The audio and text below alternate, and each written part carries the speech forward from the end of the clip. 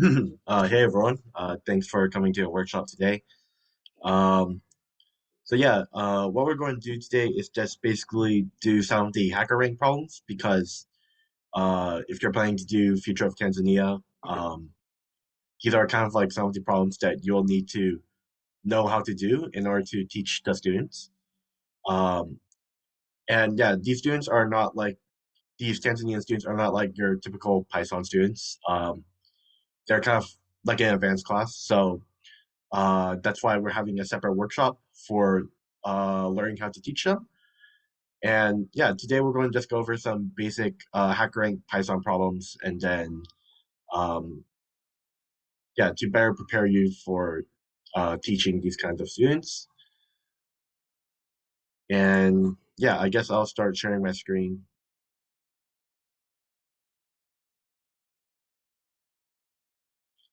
So yeah, the first problem we're going to go over today is we're going to just kind of go in chronological order on the HackerRank website. So if you go to hackerrank.com/Python, um, yeah, you'll see there's like a bunch of problems here. Some of them I've already solved, some of them I have not.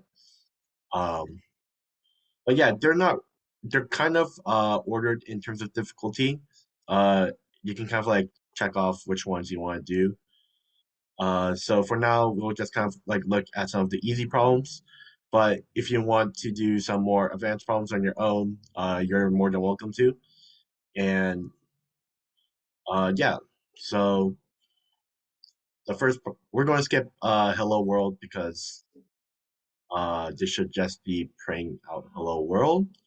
So that's a little too basic. So we'll move on to I guess, the second problem here, which is Python if else. Um, and yeah, we'll start off with this one. So it reads, given an integer n, perform the following conditional actions. So um, yeah, you can kind of read the problem. If n is odd, then we print out the word weird. If n is even and within 2 to 5, we would also print out not weird. But if it's within 6 to 20, we'll print out weird. And then if it's greater than 20, we'll print out not weird. So I guess the first way to kind of, and then yeah, here's some like sample input and output. So you can see that the sample input is just a single number. And for HackerRank, they already do the input for you like this. So you don't really have to worry about getting the input because it's already provided. And you just need to figure out how to come up with the output. And yeah, so this first problem is very straightforward. To be honest, the way you solve this problem is just like by transcribing whatever it's on the problem into like Python code. So to show what I mean by that, if we look at the first if statement, right? If n is odd, print weird. All we need to do is do if n, and then remember we can use the modulus to find the remainder. If that if n mod 2 is equal to 1, and then the colon, we can just print out weird. And yeah, that's basically it. And the reason why we do n mod 2 equals 1 is because as a quick refresher, mod just basically takes the remainder of something. So if you do n mod 2, that's like getting the remainder when you divide by 2.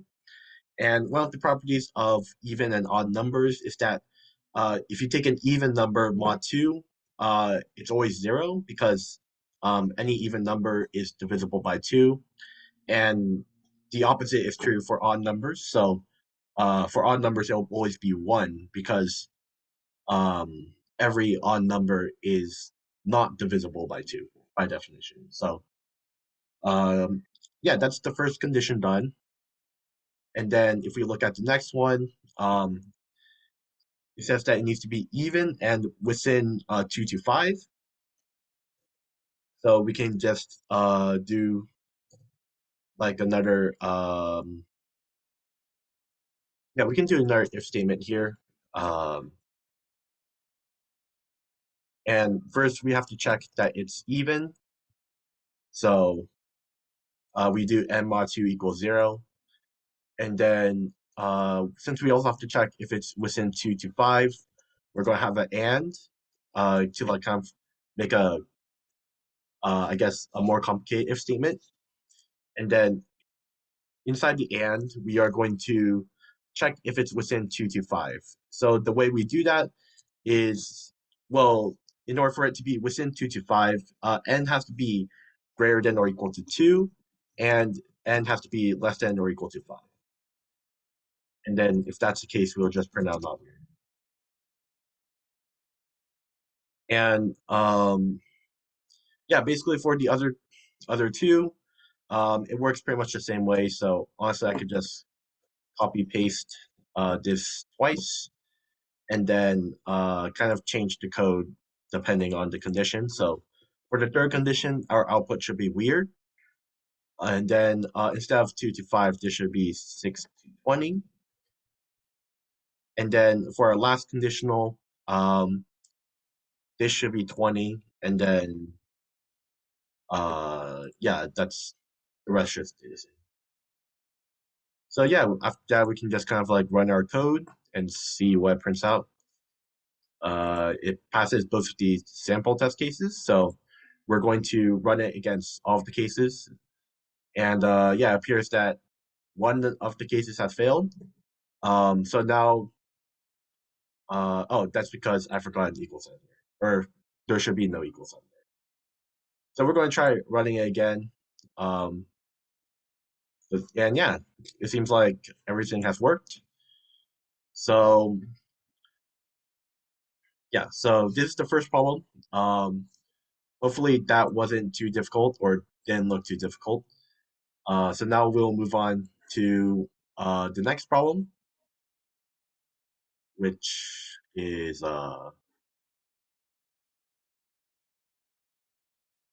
arithmetic operators. So it's this one. Yes.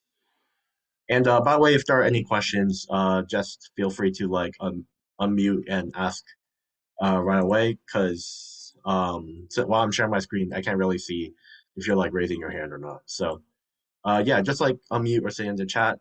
But if not, if there are no more questions, then we'll just move on. So for this next problem, we're getting like two integers a and b. You can see that's already been done for you, so we don't have to worry about that. And the question is asking us to print 3 lines. So we know that we have 3 lines in the output. And the first one is the sum of the two numbers. The second one is the difference of the two numbers. And the third one is the product. So this is also a pretty straightforward problem.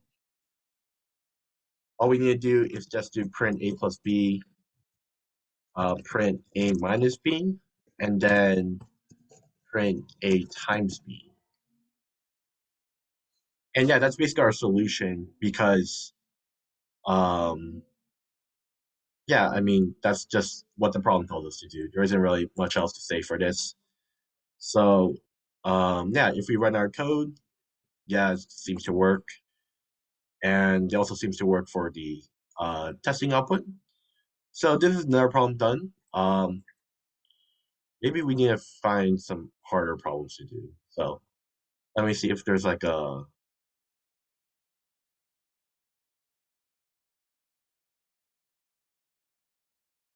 yeah, maybe something like this. Okay, so the next problem we're going to try doing is swap case. Oh, sorry. Swap case. So this is we're not going in chronological order anymore. Uh, but yeah, this seems like a little harder problem. Still categorized as easy though, so shouldn't be too much of a difficult problem.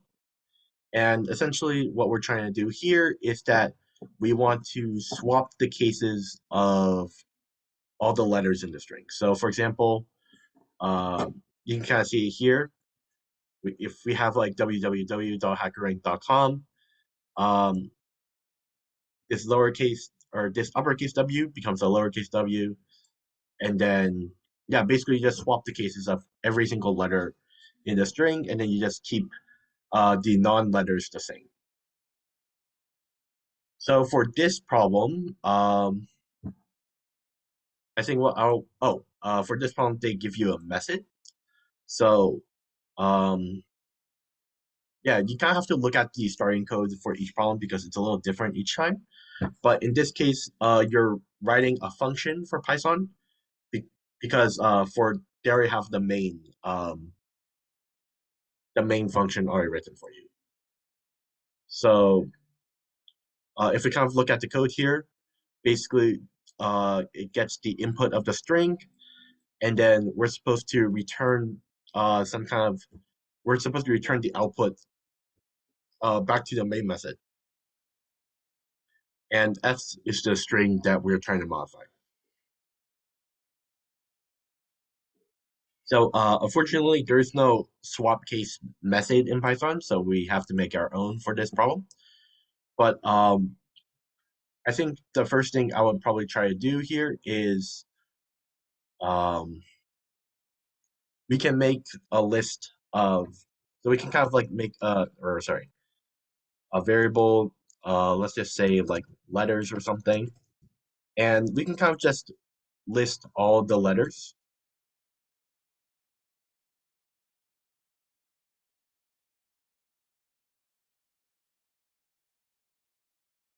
Um,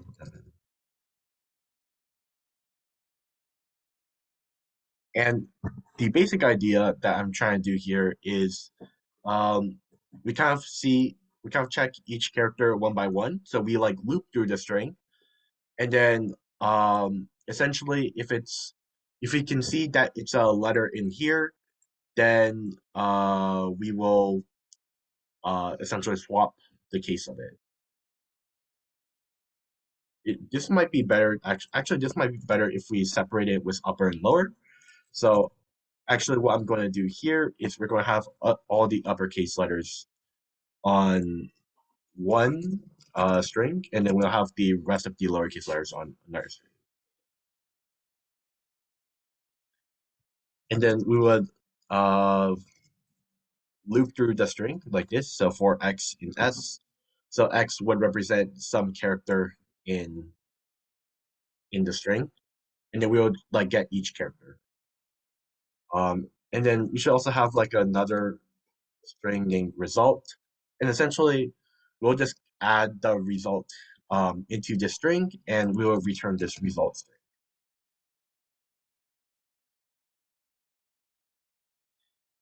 So yeah, so basically what we will do first is we need to check if x is in upper. So if we do if x in upper like this, then that tells us that x is an uppercase letter. So what we will do then is that we'll do result. Um, I think plus equal is still a command in Python, but this might be wrong. X and then dot upper, I think, or sorry, dot lower. And let's see if there's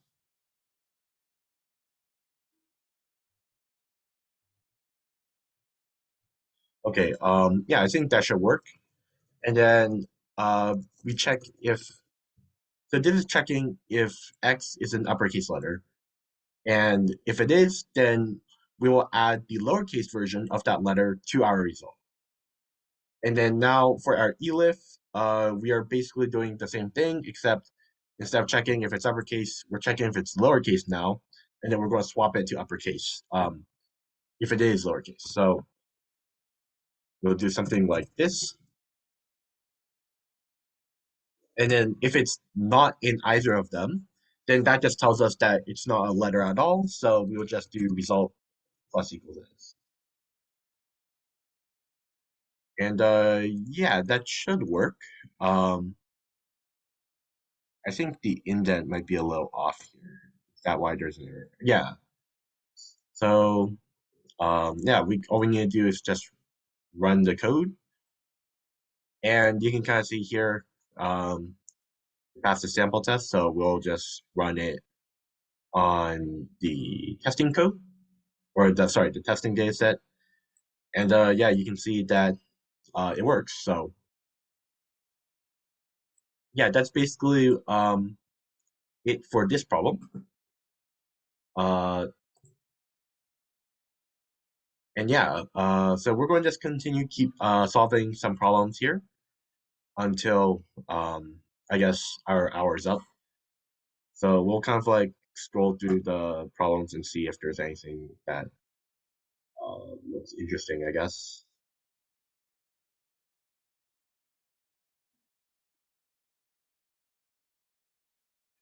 Let's see, is this maybe we should try doing a little bit of a harder problem.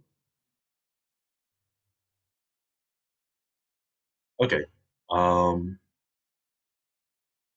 yeah, this might be a good problem to try doing. All right, so this one is called the minion game.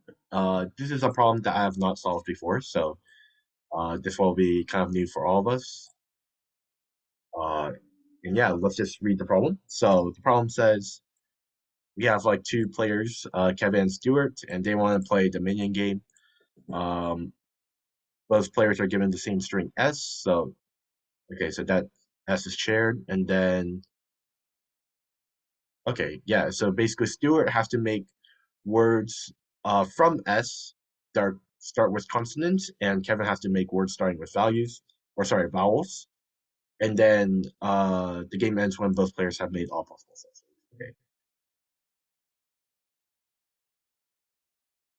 So here's a little bit of an example. So um, yeah, so essentially you're just kind of looking for all of the possible combinations uh, they can have that start with a vowel or a consonant. And let's see what they want us to do.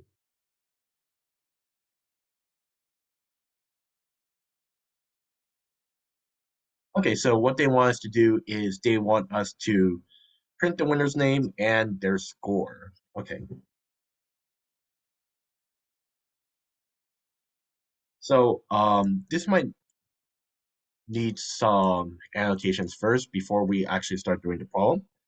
So the basic premise of the problem is just that we want to find essentially all the combinations or all the possible combinations we can make from this word.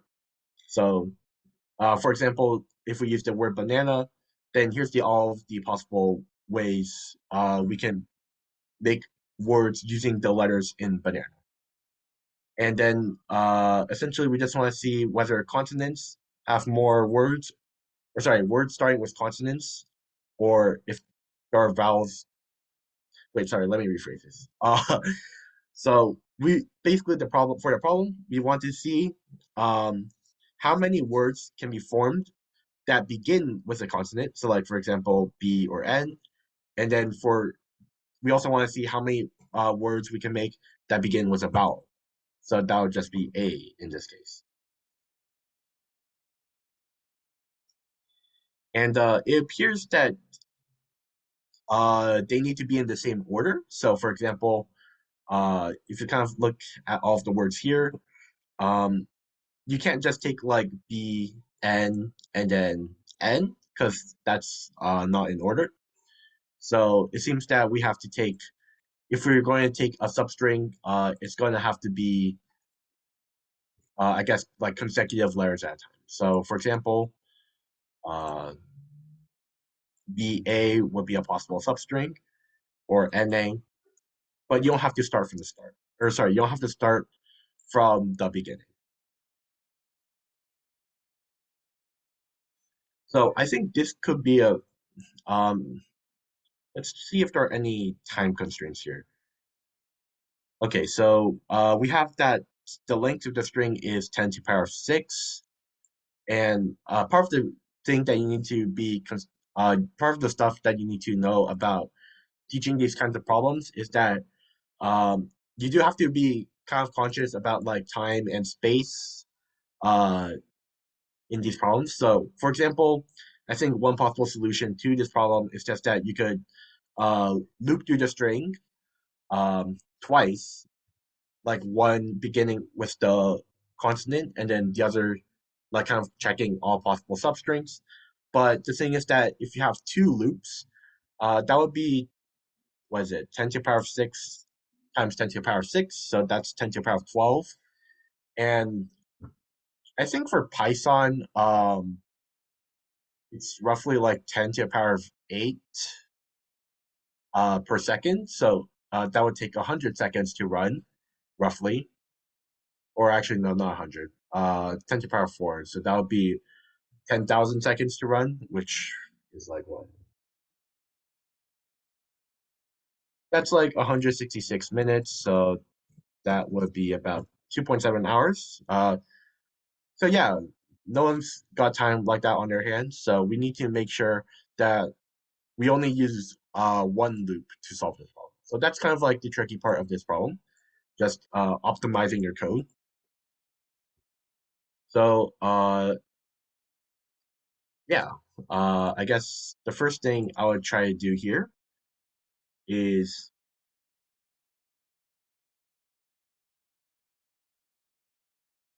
hmm, well, first of all, we need to make a list of all the constants we have. So that's b, n, and I guess n would also be a repeat. So in this case, we wouldn't count it.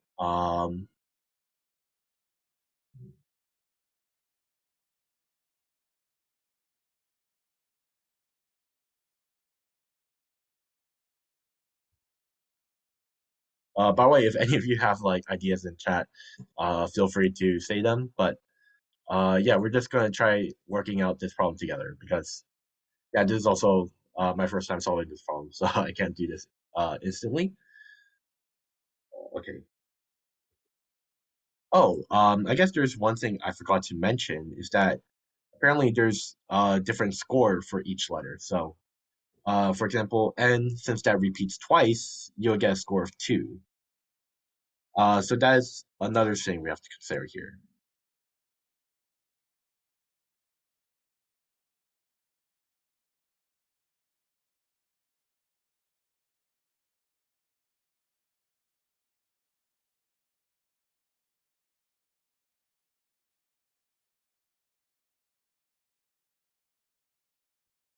Okay, so the first thing that we know for sure is that we need a for loop. So I will begin making that.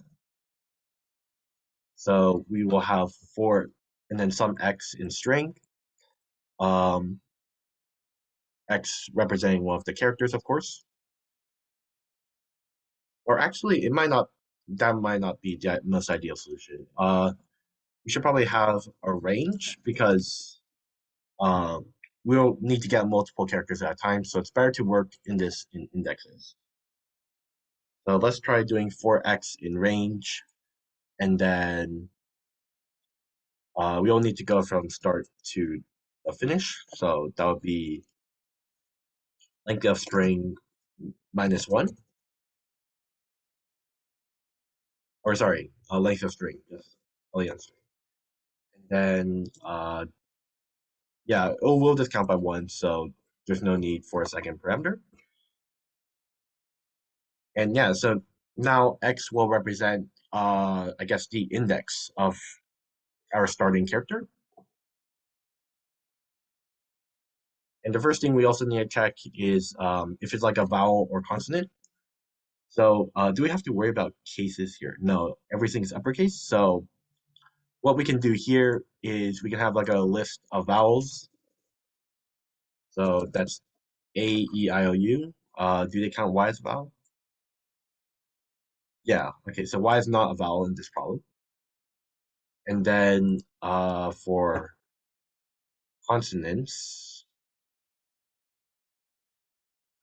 that would be, I mean, that would be basically everything else. So honestly, I don't think we need to write those out because if we know that if it's not in a vowel, if it's not in vowels, then it has to be a consonant. So we don't need to write out all of those. Um,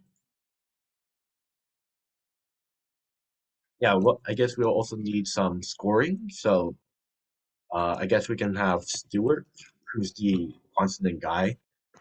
He'll start at 0, and then Kevin also starts at 0.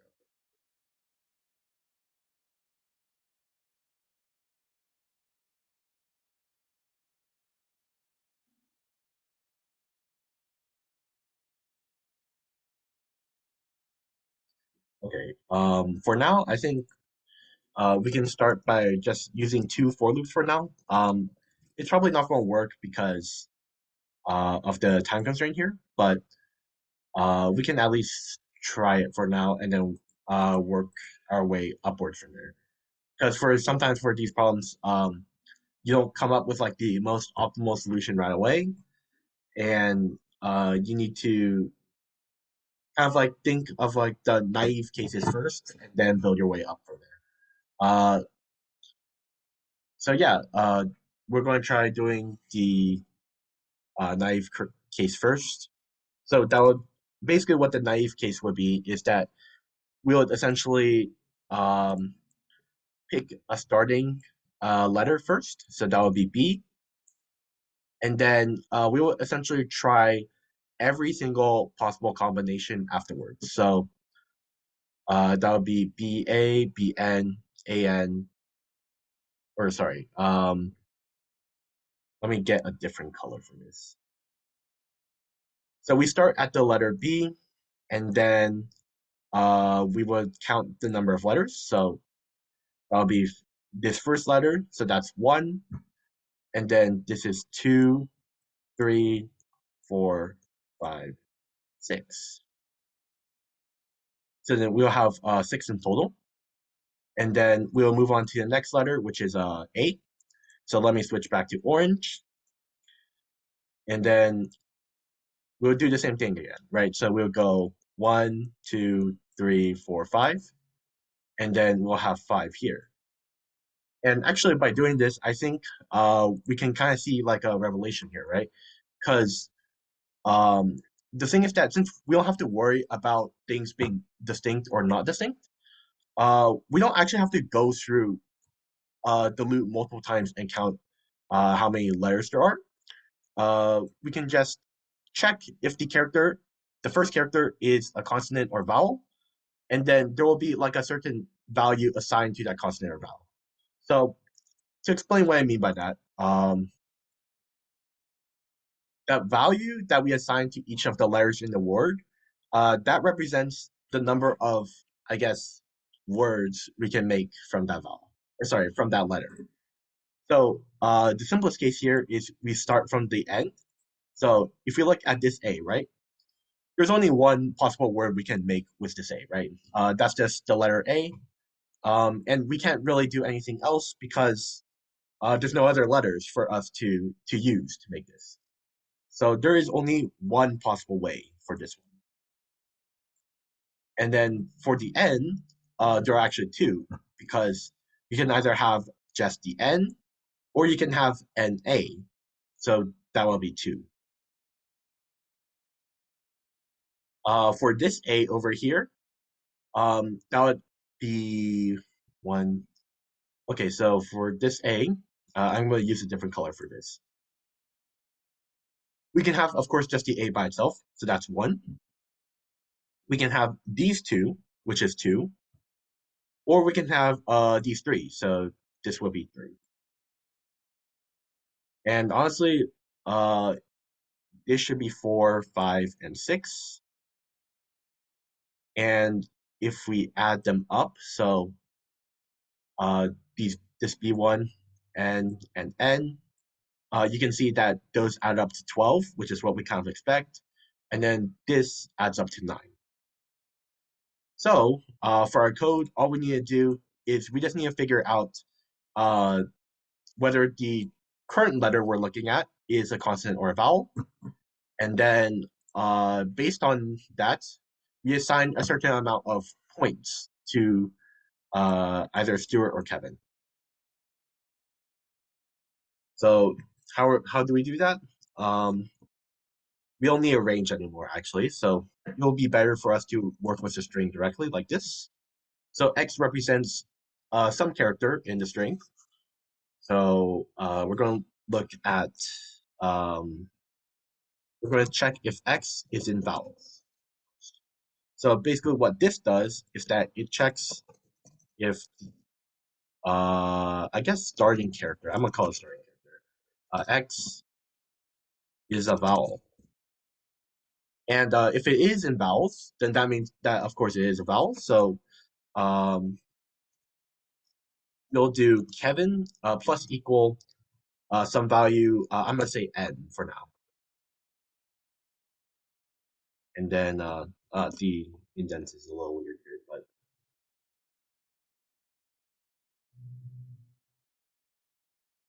okay.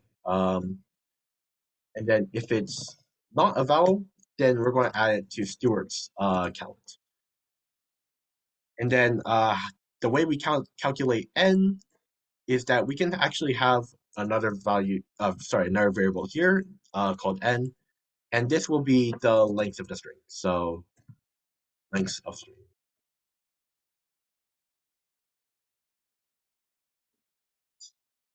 So basically, n is kind of like the point value that we assign to each letter in the word, and n will decrease as you go throughout the string. So uh, in the beginning, n will start off as 6 because when you take all of the characters, or sorry, not all of the characters, all of the substrings that begin with this letter B, there are only 6 possible combinations. You either take the character by itself, or you go this, or that, that, that. So it kind of like keeps expanding for each character. So that's why we start at 6. And then every time you shift the starting character by 1, n goes down by 1. So at the end of all of this, we should have like a n minus equals 1 here. And then from here, remember that for our problem, we're trying to figure out whether Stuart wins or Kevin wins. So we're going to require another if, elif, and else here. So the first case we're going to check is if Stuart is bigger than Kevin. Then that means, of course, that Stuart won. So we'll print out the word Stuart, or I guess the name Stuart, and then plus str Stuart. And the reason why I did str Stuart here is because Stuart is technically an integer, and in Python you need to convert integers to strings before you can add them to each other. And also, I made sure to include a space here because there is a space between Stuart and 12. Uh, Another way you can do this is you can also just do Stuart, comma, that. That does the same thing. But for the sake of just being consistent, I guess I will keep it like this. The next case we can check is if Stuart is less than Kevin, in which case we print out the opposite result. So we'll print out Kevin, and then we'll print out the string version of Kevin, like that. And then finally, there is a possibility of a draw. So if they tie, basically, and then we'll just print out the word draw.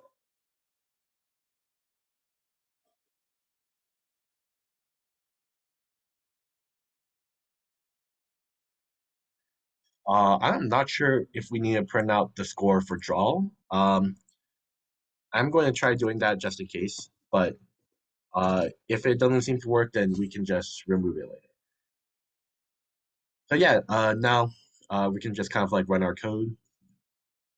It seems to work, so now we'll see. Okay, so for 3 and 7, it appears to not work, and it's because we have a wrong answer. Uh, Maybe it's because we're not supposed to print out a score for draw. So if you try doing that, okay, yeah, now it works. So yeah, that was the issue here. Um, and yeah, basically this was a little bit harder problem. Not as intuitive as the previous 3 that or previous 2 that I did. Um, but yeah, these are kind of like the problems that you should work with the Tanzanian students. And don't be afraid to kind of take things slow, work step by step, because these are supposed to be difficult problems, or at least they should be somewhat difficult for the Tanzanian students to do. So it's okay to kind of go a little slow, work out the problems with them. Um, yeah, like in this case, we were kind of like testing the naive solution first before actually doing the optimal solution. And I think it's better to do it that way because you're showing the process of programming. Because like for programming, it's not always just like, oh yeah, I have the optimal solution right away, and like I just need to put it into Python and it'll work like that. Uh, Usually you need to like kind of think about it first. So kind of show that thinking process when you're teaching these students. And yeah, just don't be afraid to take it slow. Um, and yeah, just go step by step, I guess.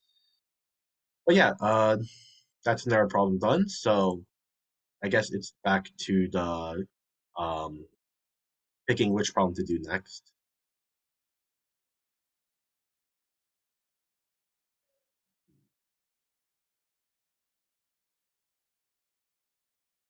Okay, let's try doing this one. So okay, so for this problem, they don't give you an input, so we will have to do that ourselves. Um, Sorry, one second. Let me see what this message is. Okay, never mind. Yeah, I'll go back to sharing my screen. Okay, so let's read this problem. The problem is find angle MBC. So yeah, it seems like some kind of geometry problem. So let's take a look at this. ABC is a right triangle, 90 degrees is at B. So ABC is 90. Point M is the midpoint of hypotenuse AC. You're given AB and BC, and then you want to find MBC. M MBC, yeah, yeah. Okay. And then you also want to round the angle to the nearest integer. So that will be kind of important. And yeah, okay. So since this is a more math heavy problem, this is probably going to require some more drawing. So we know that this is a right angle because they tell us that. And then we also know that this is probably a right angle as well, or these two are right angles. And by these two, I mean, oh, hold on, the drawing just shifted. But all right, okay, so ABC is a right angle, and like we're going to put a square on it to show that it's a right angle. Probably a bit smaller than that, but yeah, something like this.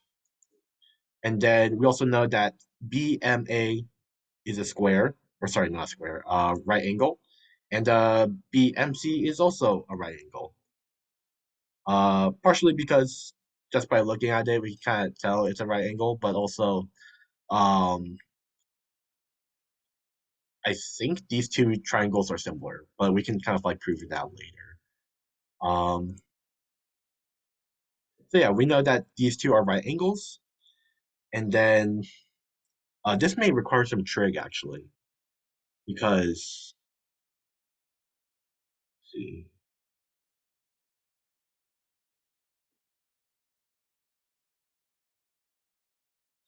NBC angle. Okay, so yeah, it's the midpoint of the hypotenuse. So what does that mean? Well, I guess like these two need to be proportional. So I guess BC and AB are somehow proportional to each other. Um, that's not the proportional mark, but yeah, okay. So see, and then we also know that AM and MC are the same because that's just like the definition of a midpoint. So I'm going to try to redraw BMC into kind of like another right triangle. So something like this. Uh, we know that the right angle's at M, and then uh, if this is theta, then this must be C, and this must be B. And then we know that MC is like the half of the hypotenuse. So I think the way to solve this problem is that we are given A, B, and B, C, right? Because yeah, we're just told that we're given those links. And since we know, I'm going to draw what we know. So we know MC for sure because we can calculate the hypotenuse of this triangle using the Pythagorean theorem. And then, so yeah, we know MC for sure because all we need to do is we need to find the hypotenuse and then divide by 2. And then we also know BM. Wait, no. We also know BC because they give it to us. So we also know that. So that means that the way to find theta is what would that be? Cosine? Wait, no. No, that would be inverse sine. That would be yeah, inverse sine. So let me write this down. This would be arc sine of sorry, let me okay, so theta equals arc sine of I'm not remembering my trig all of a sudden. MC over BC. That should be right. Okay. So that is the formula that we need to use. And then I think from there, this problem is kind of simple because all we need to do is just like program the formula, and then that should give us the right answer. Except we have to also round, but we'll deal with that later. Okay, so the first thing I'm going to do is that we need to get the input. So they don't give it to us, unfortunately, for this problem. So the inputs are A, B, and B, C, right? Yes, A, B, and B, C. And they're also integers, so that's nice. So AB will be int input, I guess, and then BC will be int. So we have AB and BC now, which means that we can calculate AC, and AC would be I, I'm blanking all of a sudden, but this would be AB times AB plus BC times BC, and then we would take the square root of this, which is the same thing as like raising this to the power of 0.5, right? Because this is how you write exponents in Python. So that should give us AC. So this is the hypotenuse. And then, so yeah, now we have AC, which means that we can find MC by dividing this by 2. It might be better to actually just calculate, actually, no, never mind. So yeah, we can just do MC equals AC over 2 because this is just the midpoint. And then we need to find data. So theta is if you're an arcsine function in Python. Okay, there's like a numpy one. Can we import numpy for Python? There's also a sine one. Okay, we're going to import mass, I think. I think for mass we need to import it. Yeah. So we're going to import mass, and then we are going to use the mass.asine function, and we will do MC over BC. And then after that, we'll print data. And yeah, that should be it. So let me run the code. Oh, it's because of, first of all, we need to round it. And then also, I think A sign is in terms of radians. That might be why. So we are not done yet, actually. So this is in terms of radians, and we need to convert this into degrees. Uh, and I think the way to do that is, well, let's see. There's 360. So we know that there are 2 pi radians. Sorry, there are pi radians in 180 degrees, right? So if you have something in radians, so theta, then that would be multiplying it by 180 degrees over. So I think what we need to do here is we need to multiply zeta by 180 over pi. Oh wait, but there's no, yeah, it's like mass dot pi. So let's try running that just to see if that works, as in we get the right answer. Okay, so we get 45, and 45 is what we're supposed to get. But the issue is just like it comes down to rounding because yeah, we need to round it to the nearest integer, right?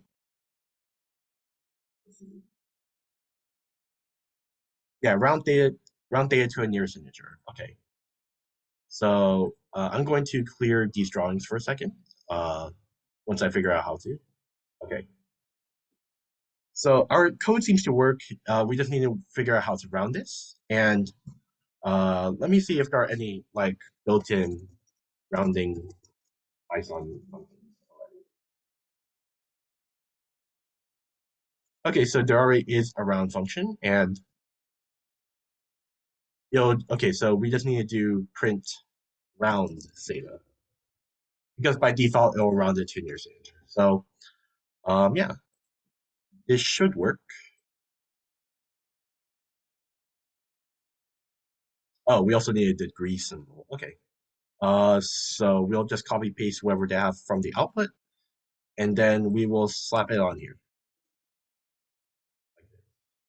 And then this also means that we need to convert this to a string, and now this should work. Okay. Okay. So we can't print out the degree symbol like that. Interesting. Uh,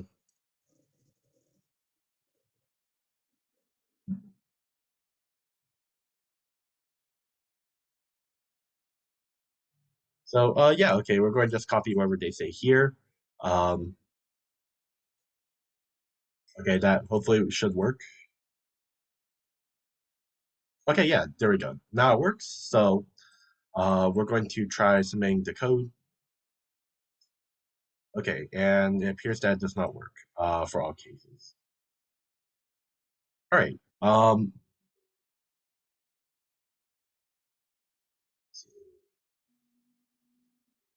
Maybe something with the math is wrong. All right, I'm going to see what this hidden test case is. So 1 and 10. Okay, so they want us to print out 6 degrees, and let's see what our program brings out. 30. Okay. Um, hmm.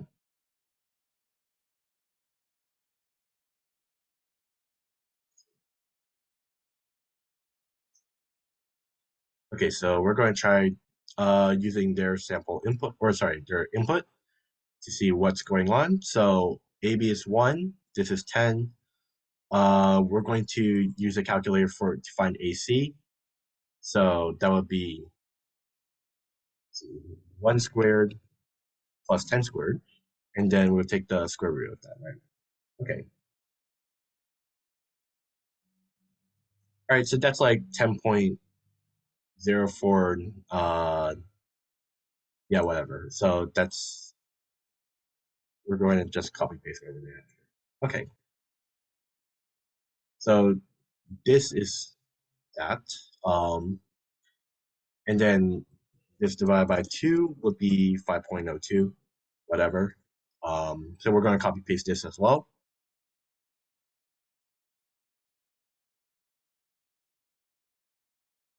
Okay, so all we need to do now is MC over BC. So, and then BC was 10, right? So that would be this, and then, okay, so there is something wrong with our mass here. Um, hmm,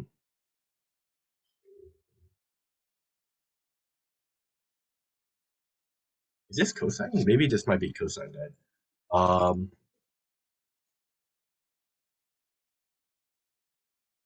yeah, let's try cosine for this for now. That might, maybe I just got it mixed up or something, but that doesn't seem right either.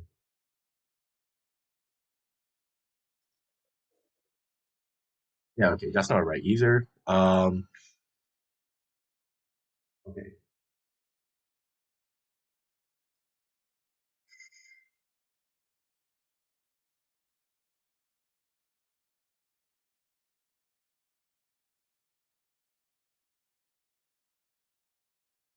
okay, so it's not a rounding issue. So okay, so it has to be a math issue. All right. So we're going to go back to your drawing board and see what's going on here. Um, Maybe this is not necessarily 90 degrees.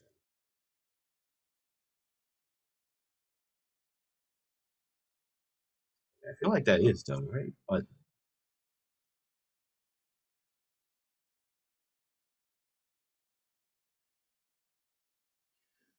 hmm,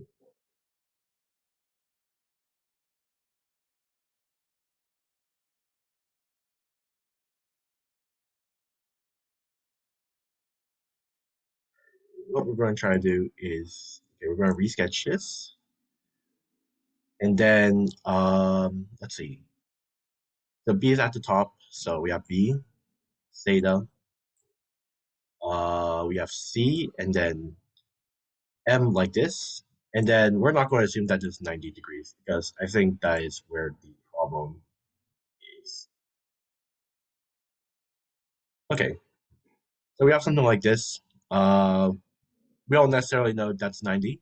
Um, MC would probably be, yeah, so we still know MC. Uh, that's for sure because um, we can calculate the hypotenuse and find MC that way. And then we also know BC. Where's BC? Yes. Okay, so we know these two for sure. Um, but yeah, the issue just comes down to the angle. Let me try looking something up.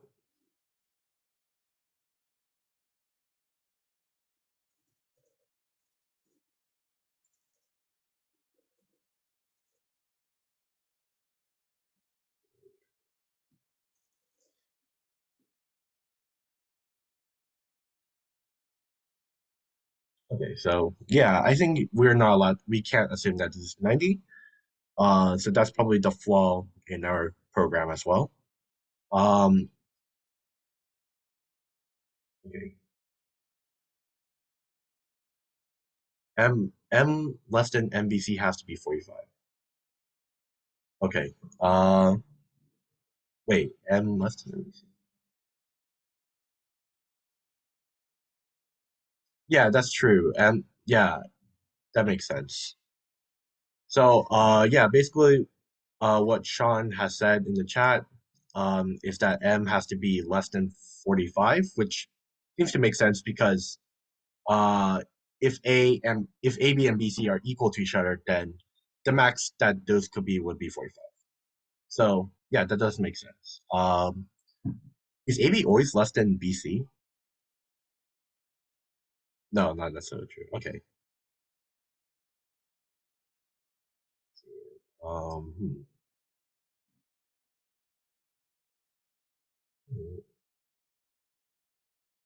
No, that's not true.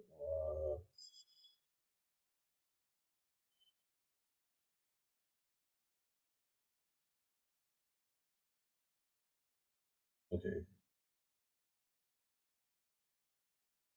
Okay. All right, let me try doing it this way.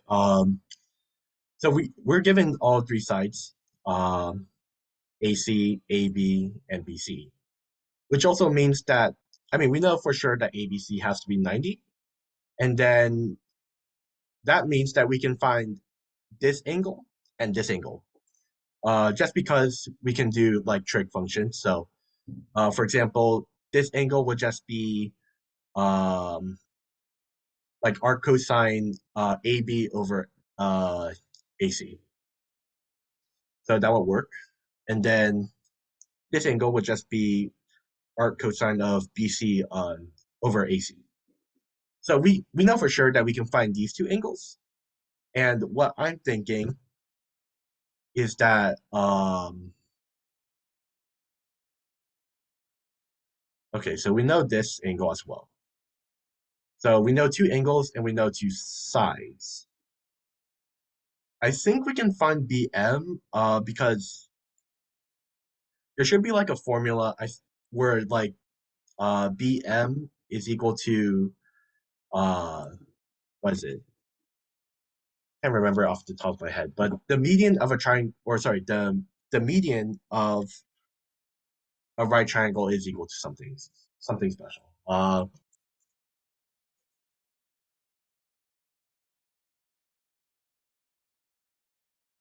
Okay, this is not being helpful.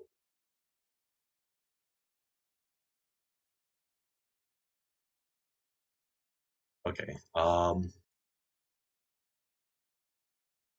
yeah, I could have sworn it was like the geometric mean of like the two, like these two things or something, but maybe that might not necessarily be true. Hmm.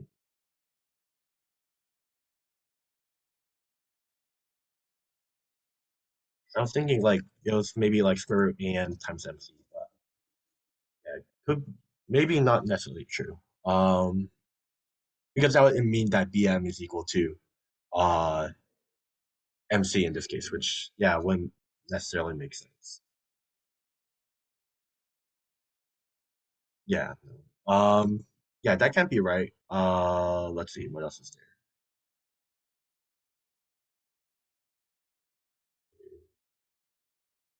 So we know two angles and two sides. Maybe what we need to do here is we might have to do law of sines here. So like, let me label these, I guess.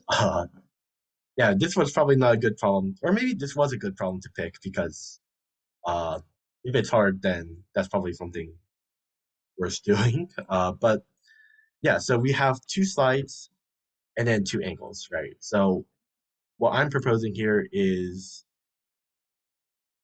there's this sorry, there's this thing in like geometry called law of sines, and basically what we do here is the ratio of the side to its corresponding angle is always consistent throughout the triangle. So for example, v1 over theta 1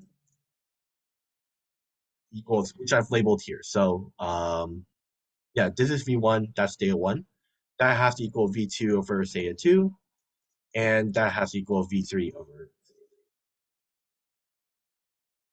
So this might be something that we have to use here because we're given v1 and theta 1. So we know the ratio that this triangle needs to be. And then we're missing v2 and v3, but the issue, I mean, but the way we solve that, I think, is we have um or what were we even trying to look for? We're trying to look for, oh well, the thing is that we are looking for data one. Um hmm, Look, someone said something in the chat. Okay. Oh, okay. Um I don't know. We are kind of running out of time though, so yeah, this might be something for you guys to work on your own. I will also work on this on my own as well. If I come up with a solution, I will put it in the announcements chat. But yeah, I guess this can kind of, I mean, I wouldn't want to say homework because it's not like this is a class or anything, but um, this might be some kind of problem that you can, uh, I guess, tackle on your own. And if you're teaching at the future of Tanzania, I think this would be a good problem to show them because yeah, this is kind of tough. This is kind of tough. But yeah, it is seven, a little past seven actually. So I do think we are out of time here.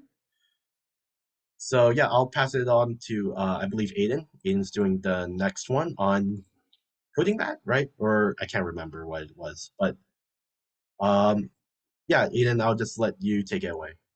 Um but yeah, thank you guys for coming and yeah, see you.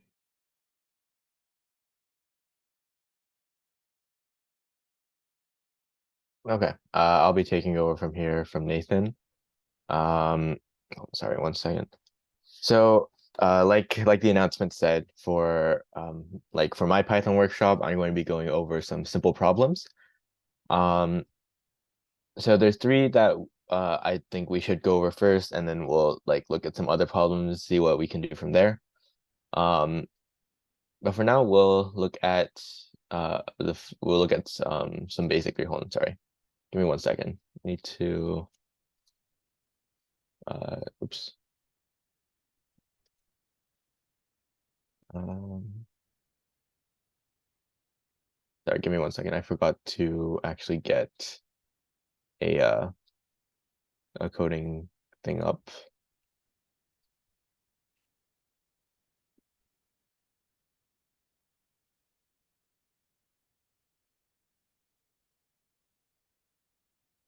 Okay. I'll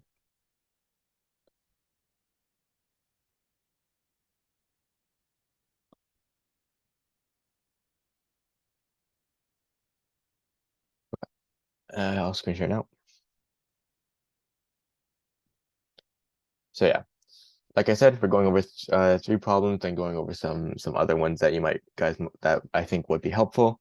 So yeah, first one we're gonna go over is weird number.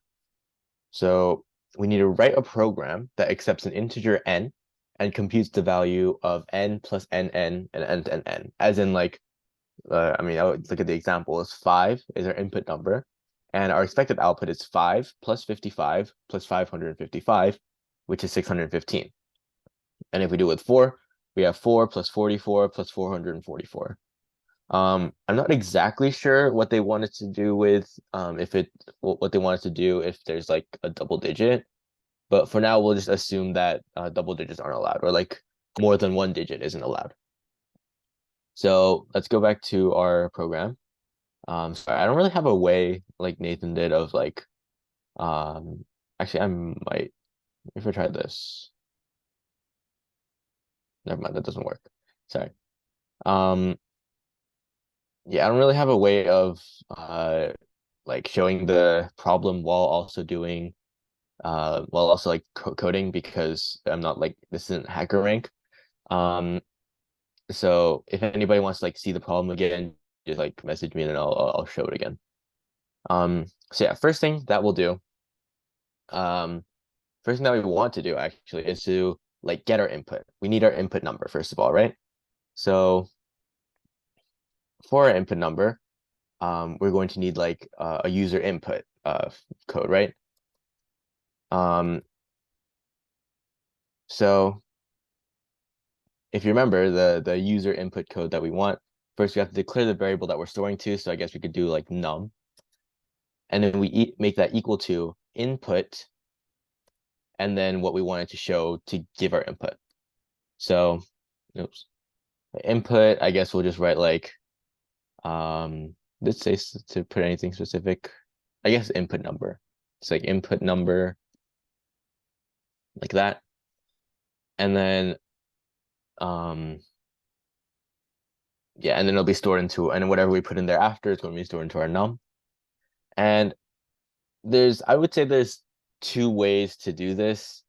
Um, one, uh, I'm gonna go over like the slightly more, um, like slightly less like mathy way. So one thing that we can do is we can just write, um, so if you see the way that like numbers work is that this 5 is in the ones place, this is in tenths, tens, and then this is in the ones place. So what we can do is we can do our num, or I guess we'll just print. That's nice. We'll print. Um, we can have our num because of course that's what we're adding first, and then we can do. Where's this? And we can do 10 times our num plus our number. And if we do that, let's say this is like 5, right? You get 10 times 5, which is 50, plus 5, which is 55, which is what we want. And that'll work for basically any one-digit number. If we have 6, 6 times 10 plus 6 is 66. 7 times 10 plus 7 is 77, and so on. And then you can do the same idea with with the NNN, where we can do 100 times num plus 10 times num plus um, num. Oops, that's num. And you'll notice that I'm not putting like parentheses around these. That's because Python follows um, what's it, PEMDAS, order operations. So I don't really need to do that. So this should work. If it doesn't, okay, that did not work. Why did that not work?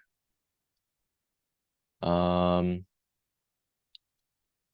what's even happening here?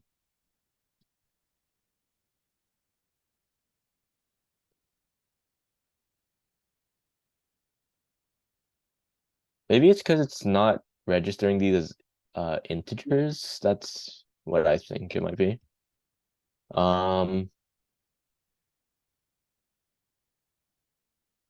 Okay, just we can try this then. We can variable cast it using an int, see if that helps at all. Okay, there you go. Yeah, it was registering num as a string because I guess input automatically takes stuff as strings. So we variable cast the string into an integer so that when we do all these calculations, it thinks of num as an integer rather than a string. So yeah, if we can try it with like other ones, we can do like 492, which is what we got over here, 492. Yeah. Any questions with this one? Um, pretty not horrible. It's just yeah, you just get an input, turn it into an int, and then do some calculations. If you really wanted to do like if you wanted to do some like a little more algebra, you could do or like simplify the code. You could just do hold on. I think this works. Yeah, 3 times num plus 20 times num plus 100 times num. Because you can do it's basically just adding these three, uh, assuming that num is it is a variable, but yeah, it still gives the same one because it's just num times 3, and then it's 10 times num times 2, which is 20, and then 1 num times 100. So 3 num, 3 times num times 20 times num plus 20 times num plus 100 plus times num. Both of these are viable. Um, Either one works.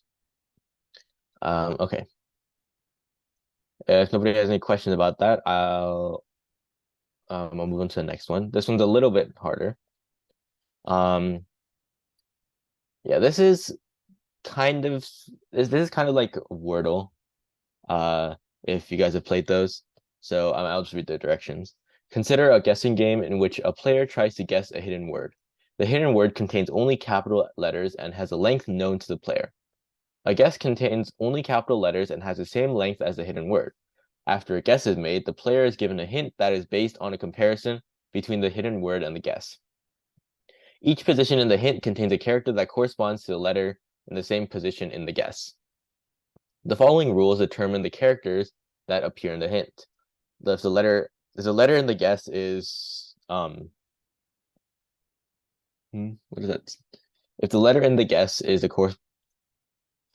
corresponding character in the hint is also the same position in the hidden word. Okay, I think this is formatted weirdly. Basically, if it's this if the letter's in the word but in a different position, it'll have a plus, and if it's not in the hidden word, then has a asterisk. The program contains a method get hint that takes a guess and produces a hint. Um, so yeah, for example, suppose the variable, yeah, so if we have harps, if you just guess all A's, it'll show plus A plus plus plus because A is in the word harps at the exact position will show A, that A is in there. And then since A is in the word, but it's a different spot, the second spot, in every position other than the second spot, we're going to have a plus. If we look at hello, the E, L, L, and O are not in harps. So, but the H is. So it shows H and then 4 asterisks. Same thing with like heart.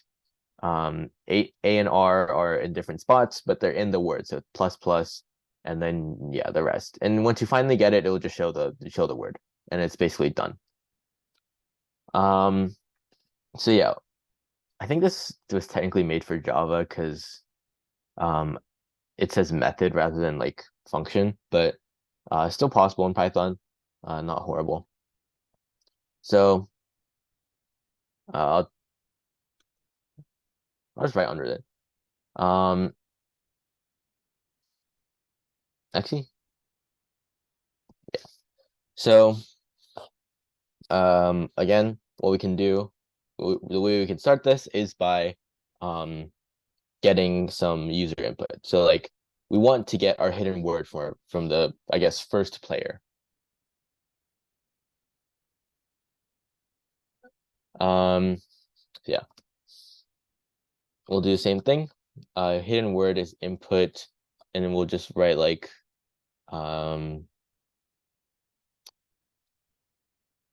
it's like what is the hidden word, and then whatever we put in is going to be stored in hidden word. Um, and then we want our guesses. So I mean, I don't know, it shows it here, but yeah, guess is equal to input guess the word. I guess we could just put guess the word, guess the hidden word.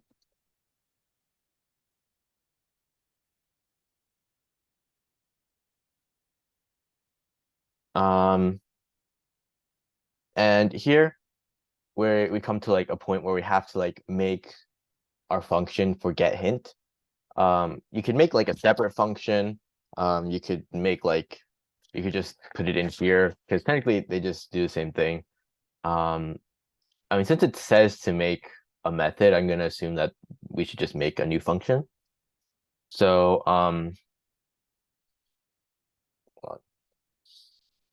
this actually has to go into like a for loop or something, but let's just write a function here. So uh, def for define get hint. Um, yeah, and then I guess input, or I guess no, let's put guess. Um,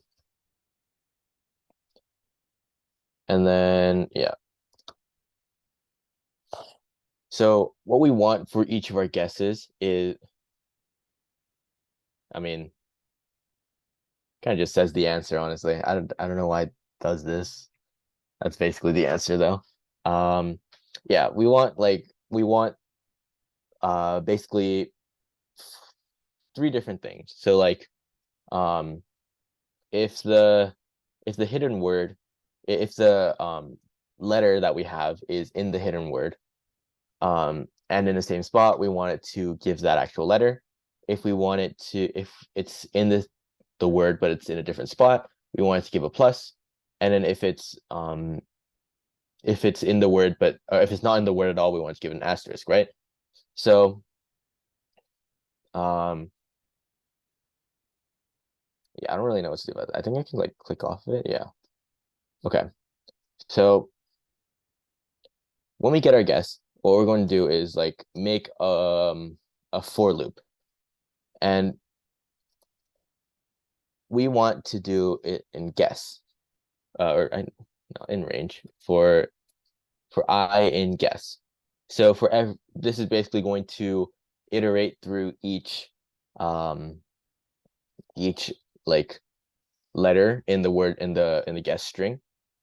So for I in guess, um, yeah, if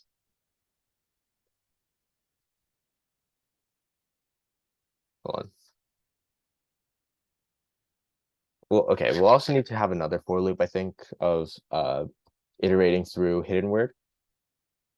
So for I in guess and for J in hidden word, if uh I is equal to J. I guess we'll put that in parentheses. Doesn't really matter. I is in J. If I is double equal to J. What is it doing? Then we want to have it like actually print the thing. So we'll just I guess we need to make like a separate thing. So like hint is equal to that. And what we want to do is just do hint plus equals I. And then we have two others that we want. I guess we'll just put this in here. Else hint is an asterisk, but we also need to think about the situation where um where what's it? Where I is inside of the word, but it's not specifically J. Um if how would we do this? We would do like we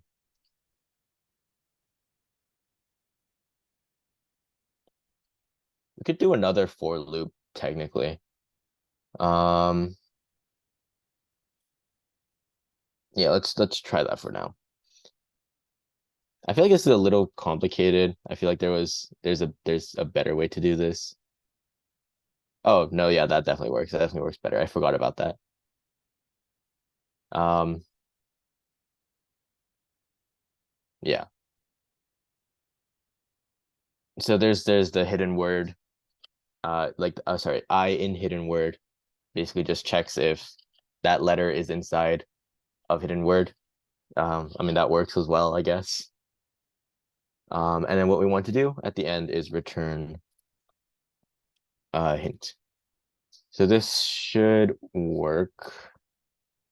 So for I guess um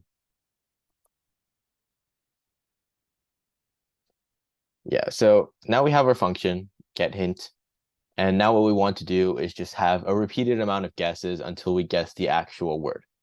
So um you can use a few ways. The way that I would probably do it is a while loop. So like while, honestly, just while true, that could work pretty well. Yeah, and then we have um, we want every iteration of our while loop. We want us to guess the hidden word that we want, and then for every guess, yeah. I mean, is there a way to turn that off? I don't know. I just yeah. If guess um wait, I should probably change this to a different thing because we already have guess up here. No, no, wait, but that doesn't matter. Sorry. If guess is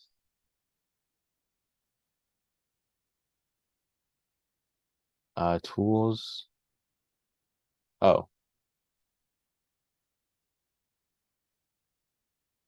hold on.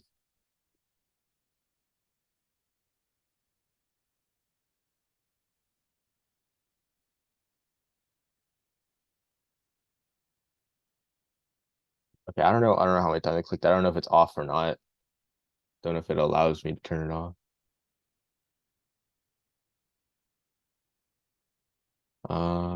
Oh, here. Disable. Okay. Yeah, that should work now. Thank you, Ian. Um, yeah. So, oh geez. So yeah. For every guess, we want like one of two things to happen. We want to do get hint. Actually, we just wanted to print get hint either way. So we can do get hint of guess, and then I guess like if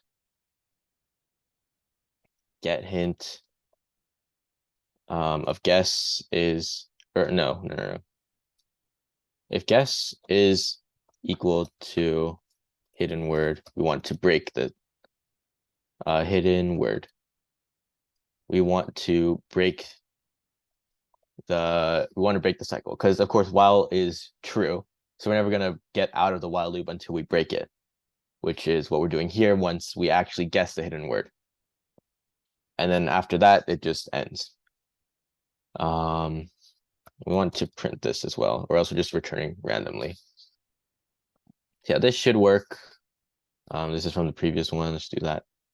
Yeah, we'll just put harps for now. And then we'll just like try each of these that they had. So A. Should not say it 5 times. I did say it 5 times.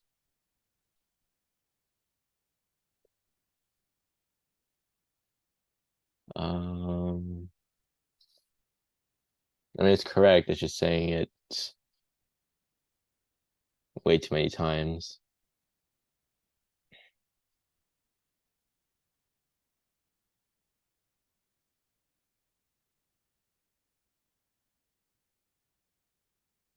Probably something to do with our get hint function, but I don't. Um,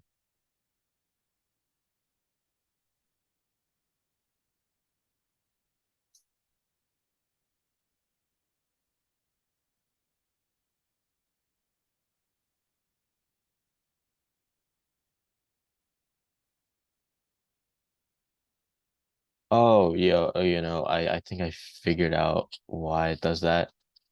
Um, yeah, I mean, 25 things are gonna get added here because we have 5 in guess and 5 in hidden word, or like 5 in guess, and then for each one of those in guess, we're gonna have 5 from hidden word.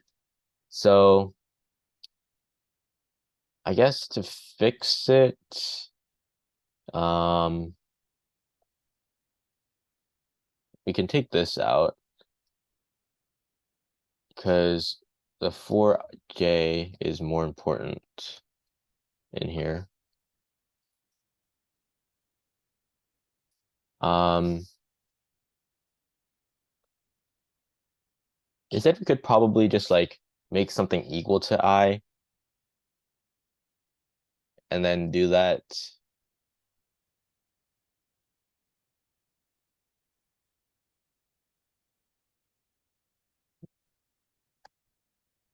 Um, it's a little confusing what to do here. Let's change this.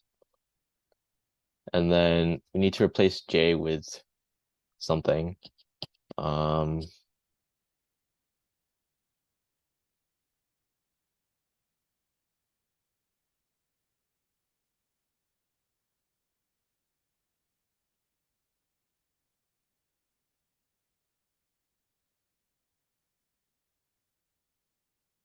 Let me try something. This should work. Um,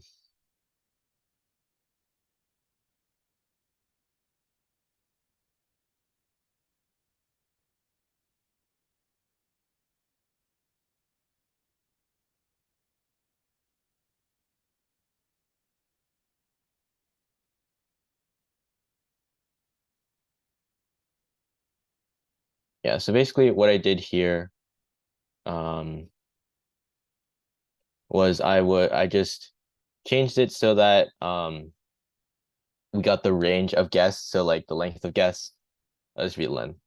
But what this ends up doing is if the position of guess matches, if the position of like a specific like the first letter in guess matches the first letter of hidden word, we're going to add that letter. Otherwise, if it's in hidden word, then we put a plus.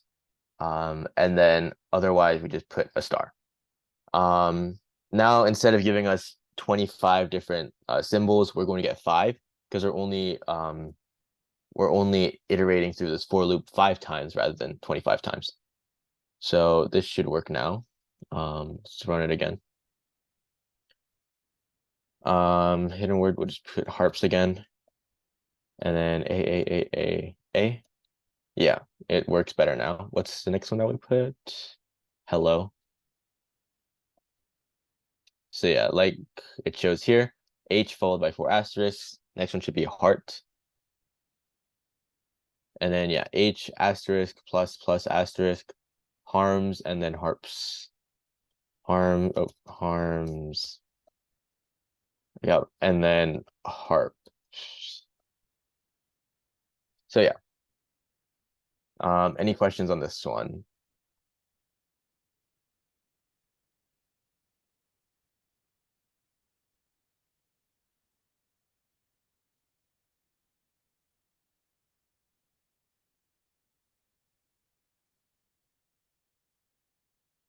Okay. Um, there's no more questions. Well, if there's no questions, I'll just go on to the next one. So next one is rock, paper, scissors. Um, yeah, I'll just read the instructions again. Rock, paper, scissors is a game that involves two players in which each player chooses rock, paper, or scissors. In the case that both players choose the same option, it's a tie game. In other cases, rock beats scissors, paper beats rock, and scissors beats rock.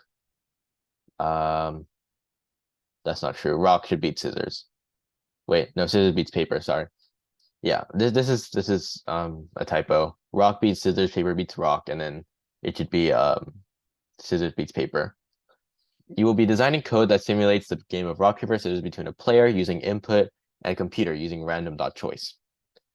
Your program should receive an input. If the input is not rock, paper, or scissors, then the program should stop running. If the input is valid, the computer should randomly select between the same three options. To do this, you will use the random module random module. Random.choice list returns a randomly selected item from the given list.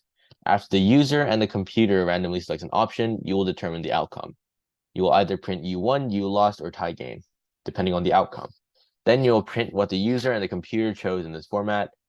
You chose whatever the user chose, and the computer chose whatever the computer chose. In this problem, you will demonstrate your Python knowledge in creating and working with lists. You will also display your understanding with reading inputs using if-else statements and printing strings. And this is just a bunch of this is just a table actually of almost all the possible outcomes. Um, Actually, no, this is technically all the possible outcomes. Um, Wait, no, it isn't. Whatever. Still, um, yeah. First thing that we'll do, we'll create a list. So, options. We'll just call it options is equal to we have rock, we have paper, and we have scissors. These are the three options that we have. These are the three options that the computer has. So first thing we'll do, same thing with what we did with the others, just I guess user choice is equal to um, input of choose your move, I guess. So yeah, we're getting our input, we're getting our user's choice from between rock, paper, and scissors. And then, like it said, we also need to make a situation where if it's not rock, paper, or scissors, then the program stops running. Otherwise, it actually does stuff. So if user choice, I'm actually gonna do something here. I'm gonna use dot lower because some people might so there might be like a capitalization like capital R, P, or S. So it's like I'm just making it dot lower so that also accounts for those possibilities. So yeah, if user choice dot lower is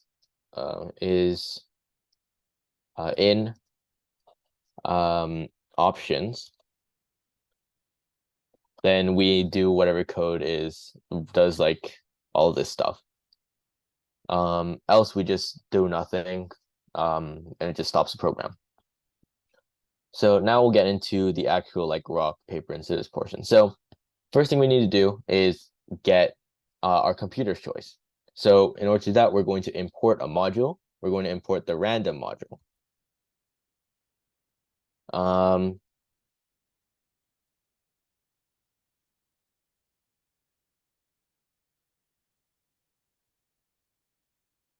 yeah, we're going to import the random module, and basically we're going to use the random module to get our computer's choice. So, oops.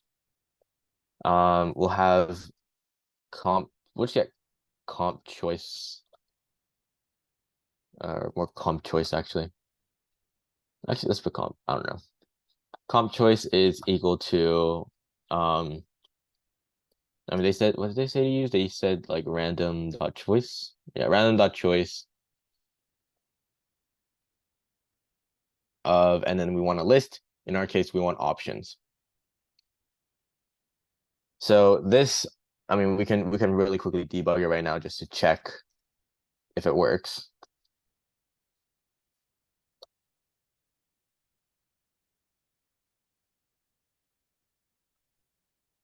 Also, this should be inside here.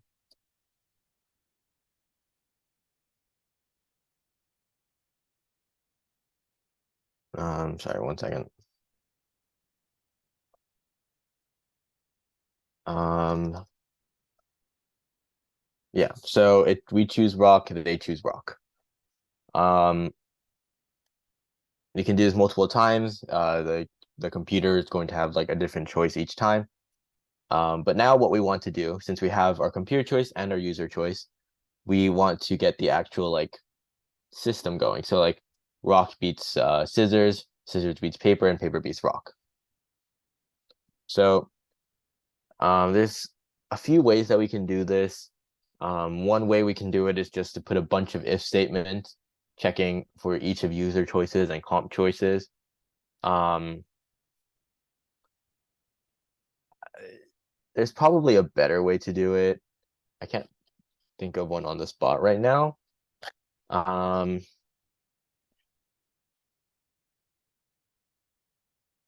you could also like we could put an if statement for user's choice, and each of those we could put an if else statement. That's actually probably a little easier because um because we don't have to make a bunch of if statements. Instead, we just make nested if statements, and we can mostly like copy and paste it. So that's what I'm going to do here. What I'm going to yeah, if user choice, no, if user choice is equal to, or user choice dot lower, I guess. What does it matter about? If lower choice, if choice, sorry, if user choice dot lower is equal to rock,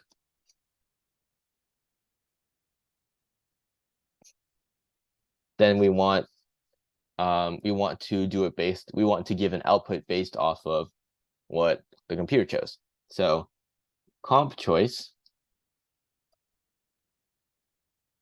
is also equal to rock, and we don't have to put dot lower for this one because it's going to be lowercase anyways because of rock, paper, and scissors.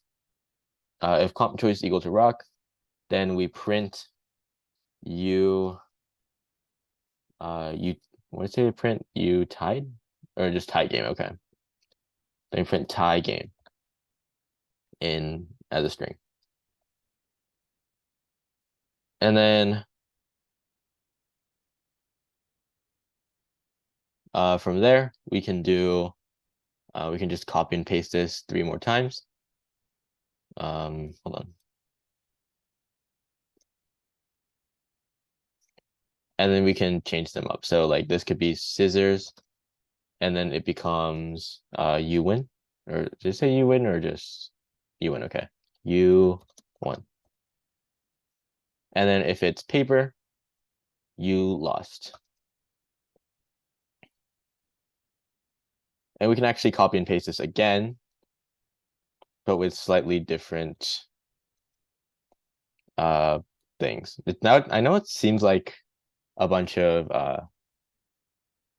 like if statement mess, but I I can't think of a different way to do it right now. So for now, we're just going to keep it this way. Yeah, just put all of these in the, just like switch up all of these. Um,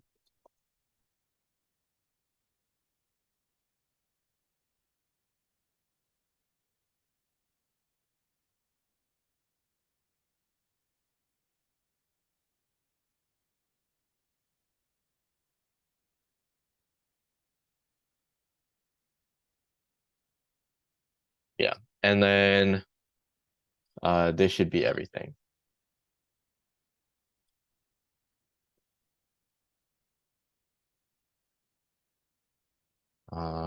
Just do this.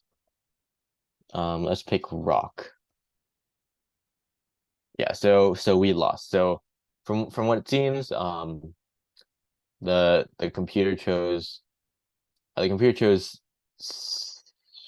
paper, I think, which caused us to lose. So basically, it chose it. We did went here, and then they went into this if statement, so we lost. Um, Actually, there was one more thing that we had to do. We did actually have to print. Yeah, we had to print this thing. Which is pretty simple. We can just put in a print statement on the outside. So right here, print. Um, what would it say? You chose blank and the computer chose blank. Okay. So you chose um and then we want user choice. User choice dot lower. And then and the computer chose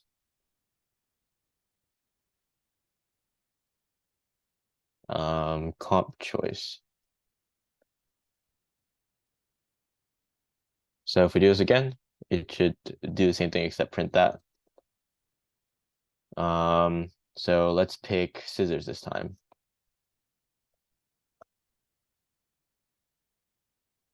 Um,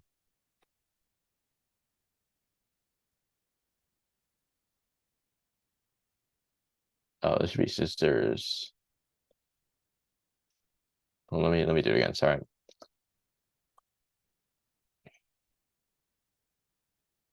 Um, Choose paper.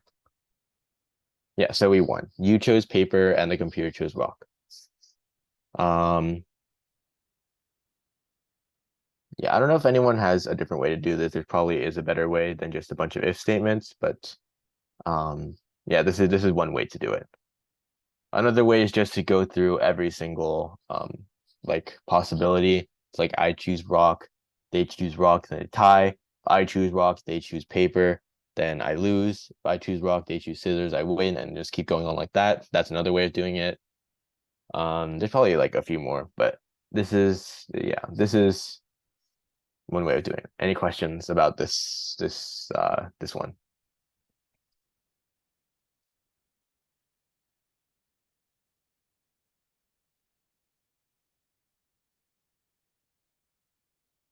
Okay.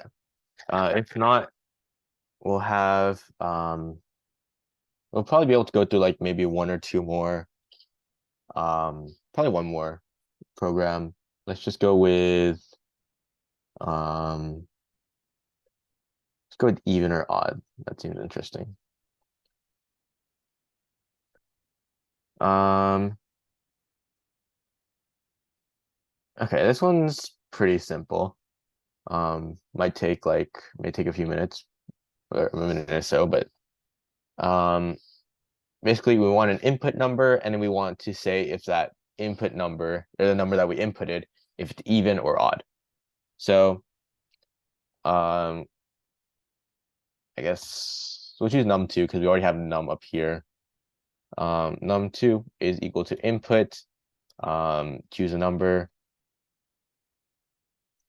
Like usual, just making a user input line. And then now we have num2 as our number. In general, the best way to check if something is even or odd, not in like only this case, but like just in general, if you ever have to tell whether something's even or odd, the best way to do it is by using modulus. If you don't know what modulus is, it's basically just getting the remainder after you divide it. So like if you were to divide if you were to divide 7 by 3, you'd get 2 with a remainder of 1, and the modulus only really cares about the remainder. So the way that if we do mod 2 of anything, if it's 0, we know that it's even, and if it's 1, we know that it's odd. So for example, 3 mod 2 is going to be 1, and so we know it's odd. If we have like 4 mod 2, which the remainder is 0, so we know that it's even. So we're doing the exact same thing here. We're going to have parity is the parity meaning like whether it's even or odd is going to be equal to, actually first we have to turn num2 into an integer because inputs are always strings. And then we can have parity is equal to num2 mod, which is shown in Python using a percent, num2 mod 2. So now parity is going to be either 0 or 1. So we can write if parity is equal to 0, then print num2 plus is even, or say print something else, is an even number. Is an in even number. Why is that a problem with this? Okay. Yeah, I realized what I did wrong. Because parity is considered an int. We're not really allowed to add ints and strings. And also here, I made the mistake by comparing it to a string in the first place. So we can do str parity to turn it back into a string. So this should be fine now.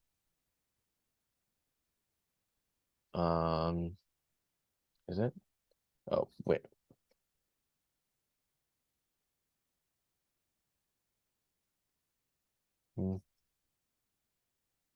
Hold on. We don't actually need to turn parity into, we need to turn num2 into a string.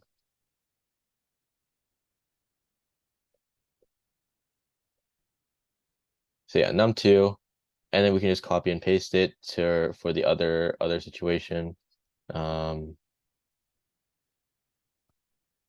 So if it's equal to 1, we can say that it is an odd number. Yeah, let me go through these real quick.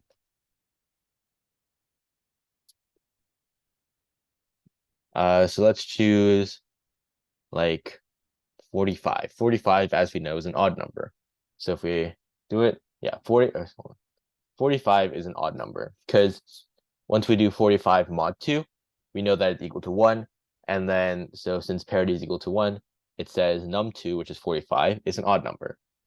I'll do it again with the space this time.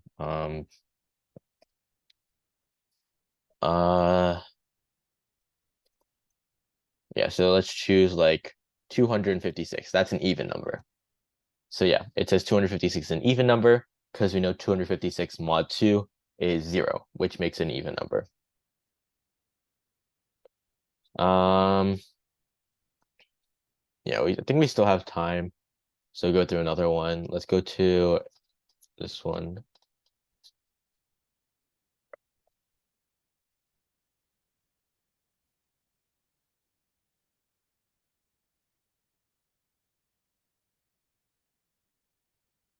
I mean, this is just, hold on.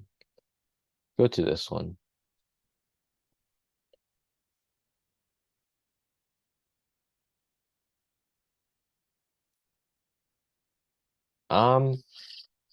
Okay, sure, we can do this one. I'm gonna assume what they want. Yeah. I'm gonna assume what they want is they just want us to get an integer.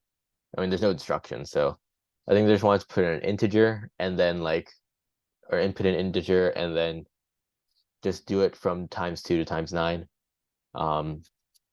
Again, there's no specific instructions, so I'll just assume that's what they want us to do. So for that, um, yeah, so same thing as usual. We want to input a number. So here they say enter an integer.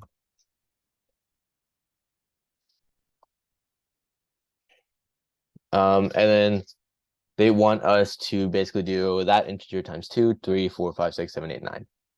Um, we could probably just do that using a bunch of print statements. Um, there's another way to do it though, I think. So for I in um like range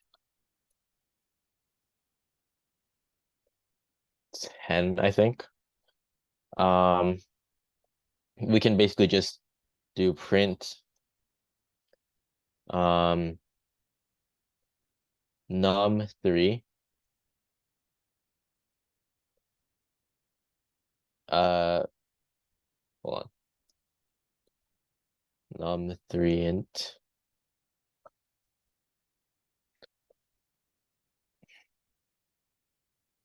Because for this specific thing, we actually need both num3 and num3 int, or like the int. We both need the string and the integer version of num3 in the same line. So this is, I'm just putting it to a different variable.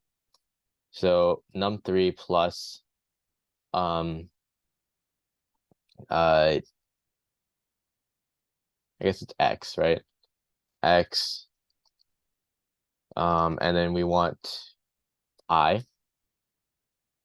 Hold on, that's giving us, I don't know. And then equal to um num3 int times I, and I think I has to be in a string.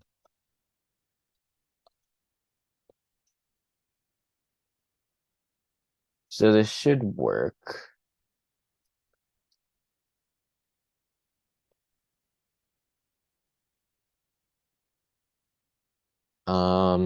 So yeah, let's try, what did they have here? They had 4. So we'll try 4, see what happens.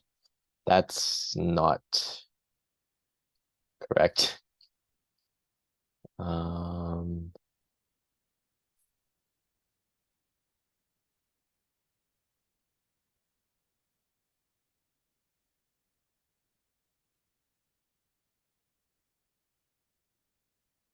not work. String, and that's an integer, so we should do string that.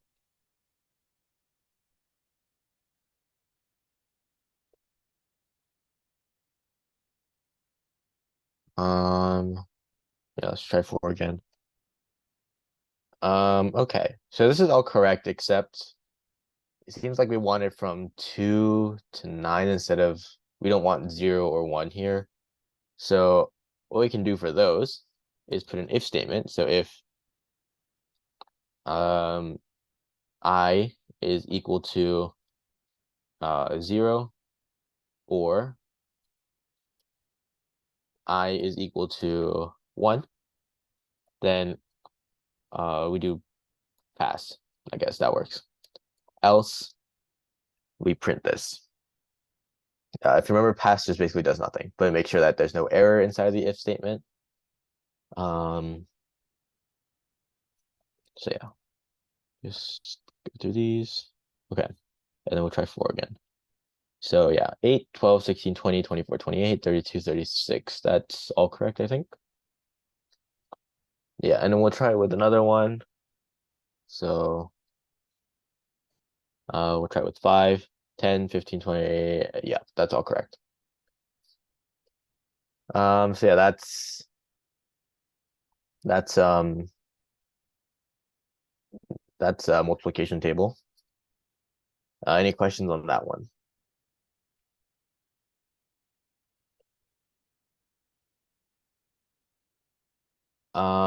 Okay.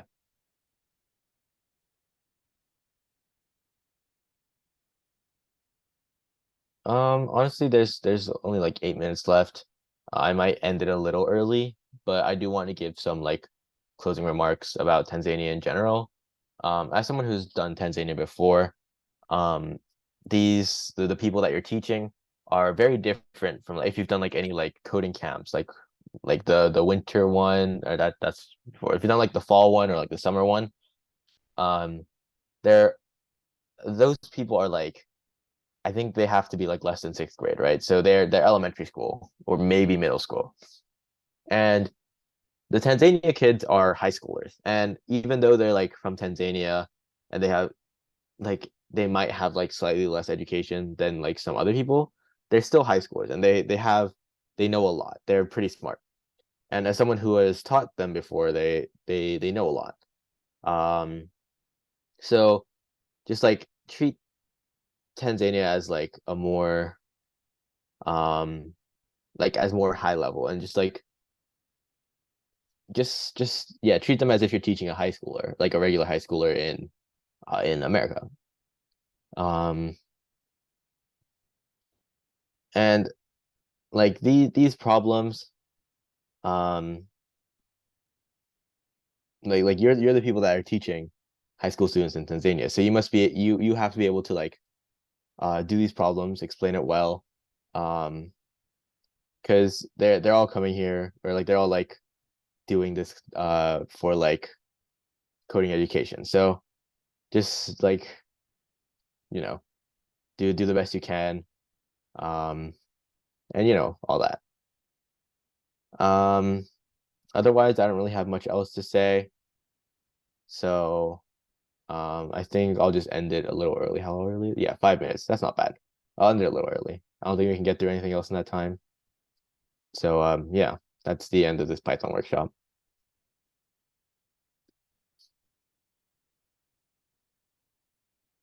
You're free to leave if you want.